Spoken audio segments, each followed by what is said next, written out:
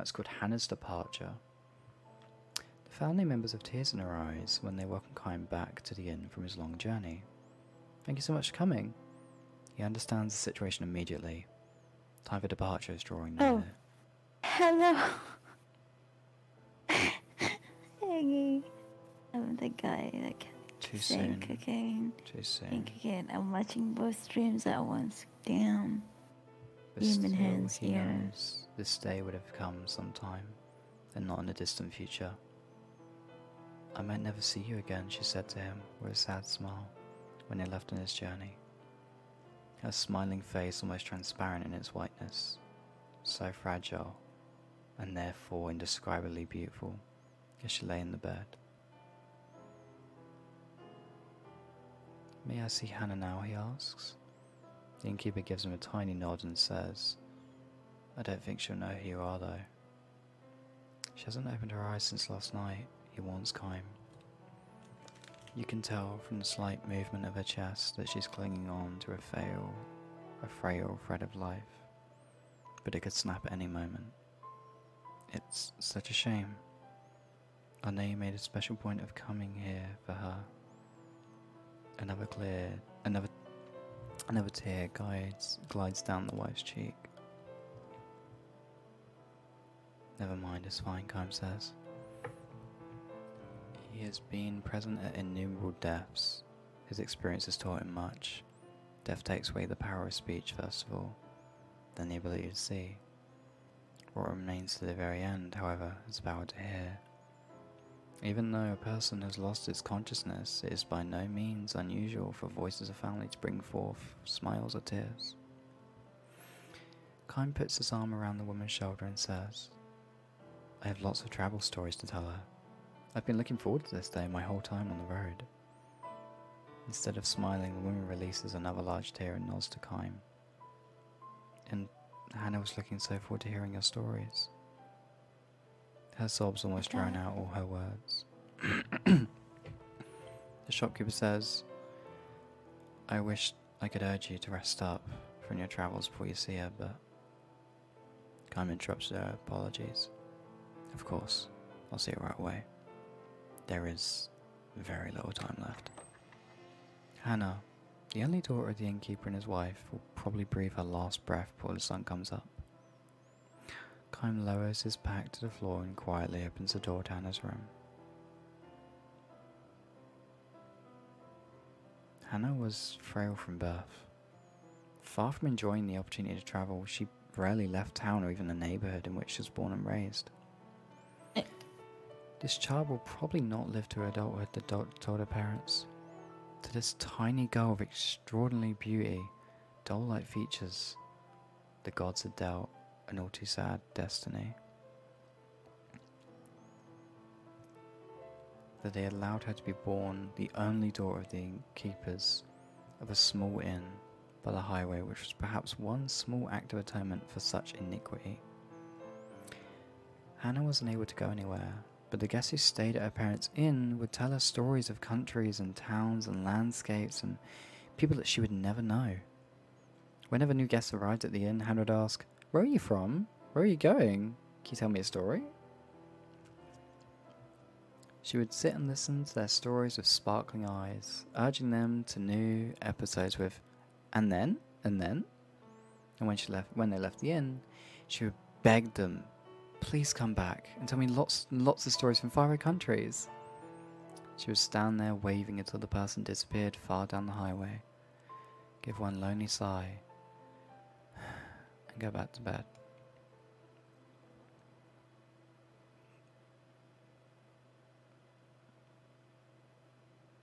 Hanna is sound asleep. No one else is in the room. Perhaps an indication that she has long since passed the stage where doctors can do anything for her. Kime sits down in a chair next to the bed and stays with a smile. Hello, Hanna. I'm back.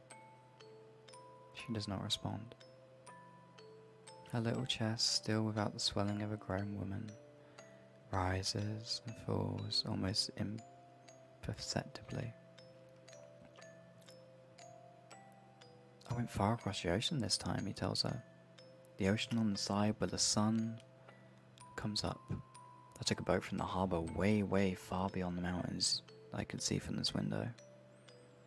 And I was on the sea from the time the new moon was perfectly lit round till it got smaller and smaller, and then bigger and bigger till it was full again. There was nothing but ocean as far as the eye could see. Just the sea and the sky. Can you imagine it, Hannah? You've never seen the ocean, but I'm sure people have told you about it. It's a huge, endless, it's like a huge, endless puddle. Kime chuckles to himself. It seems to him that Hannah's pale white cheek moves slightly. She can hear him, even if she can't speak or see. Her ears are still alive. Believing and hoping this to be true, Kime continues with his stories of his travels and speaks no words of parting. As always with Hanna, Kime smiles with the same gentleness he'd ever given to anyone else. He goes on telling her tales with a bright voice, sometimes even accompanying his story with exaggerated gestures. He tells her about the blue ocean. He tells her about the blue sky. He says nothing about the violent sea battle that stained the ocean red. He never tells her about those things. Hanna was still a tiny girl when Kime first visited the inn. When she asked him, "Where are you from?" and "Will you tell me some stories?" with her childish pronunciation and innocent smile, Kime felt a soft glow in his chest. At the time, he was returning from battle. More precisely, he'd ended one battle and was on his way to the next. His life consisted of travelling from one battlefield to another, and nothing has changed to this day. He's taken lives of countless enemy troops, witnessed the deaths of countless comrades on the battlefield. Moreover, the only thing separating enemies from comrades is the slightest stroke of fortune. Had the gears of destiny turned slightly in a slightly different way, his enemies would have been comrades, and his comrades' enemies. This is the fate of the mercenary.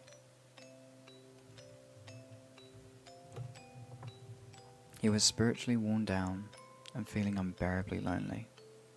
As a possessor of eternal life, Kime had no fear of death, which was precisely why each of the soldiers' face distorted in fear, and why each man who died in agony was burnt permanently into his brain. Ordinarily, he would spend nights on the road drinking, immersing himself in alcohol stupor or pretending to. He was trying to make himself forget the unforgettable. When, however, he saw Hannah's smile as she begged him for stories about his long journey, he felt a far warmer and deeper comfort than he could ever attain from liquor. He told her many things. About a beautiful flower he discovered on the battlefield.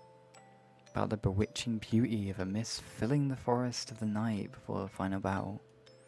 About the marvellous taste of the spring water in a ravine where he and his men had fled after losing a battle. About a vast, bottomless blue sky he saw after a battle. He never told her anything sad. He kept his mouth shut about the human ugliness and stupidity he witnessed endlessly on the battlefield. He concealed his position as a mercenary from her, kept silent regarding his reasons travelling constantly, and only spoke of things that were beautiful, sweet, and lovely. He sees now that he told Hanna only beautiful stories of the road, like this, not so much out of concern for her purity, but for his own sake.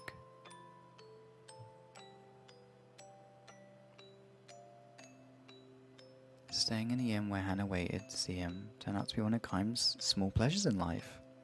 Telling her about the memories he brought back from his journeys, he felt some degree of salvation, however slight. 5 years, 10 years, his friendship with the girl continued. Little by little she neared adulthood, which meant that, as the doctors had predicted, each day brought her that much closer to death. And now, Kime ends the last travel story he will share with her. He can never see her again, can never tell her stories again, Full dawn when the darkness of night is at its deepest. Long pauses enter into Hannah's breathing.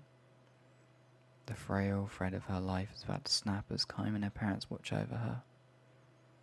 The tiny light that is lodged in Kym's breast will be extinguished. His lonely travels will begin again tomorrow. His long, long travels without end.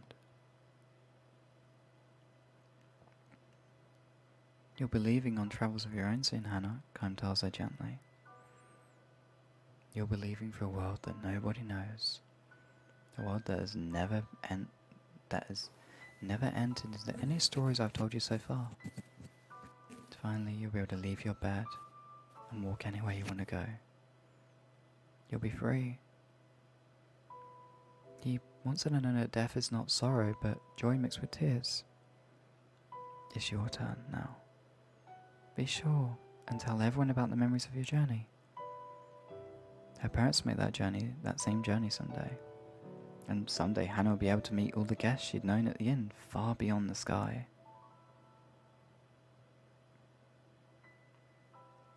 I, however, can never go there.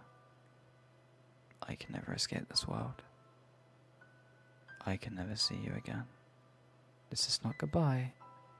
It's just the start of your journey.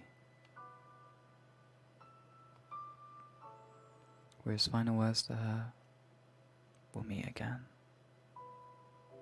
His final lie to her.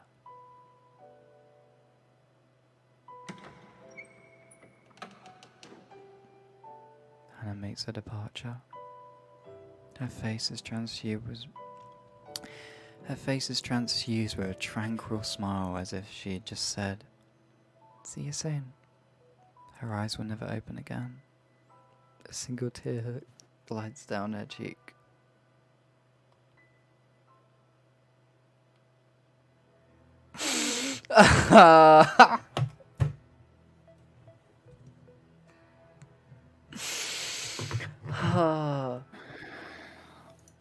Are you okay, Kix? I'm not okay. What's wrong? Crying. I'm sorry. Did it No. remind you of... It reminded me of my grandpa. Oh, I'm sorry. Yeah. Oh. Don't want to talk about it too much, but it kind of went something like that. Like, so stupid because he couldn't remember me. Oh, Because really? the tumor was in his brain. Oh, God. He's like, "Who are you?" And I'm like, "Your granddaughter." And he's like, "Oh, no, you're not my granddaughter." And I'm like, "Oh, really?" And then he's like, "My granddaughter is amazing. She's brilliant. She's beautiful." I said, oh, I did warn people it's gonna make you cry. Oh, that's good, Brandy. It's okay if you need to cry, just let it out. Oh, God. I Oh, promised him not to cry, so... my eyes have an issue. Either my eyes are just healing so much they're not letting me cry, or I just can't.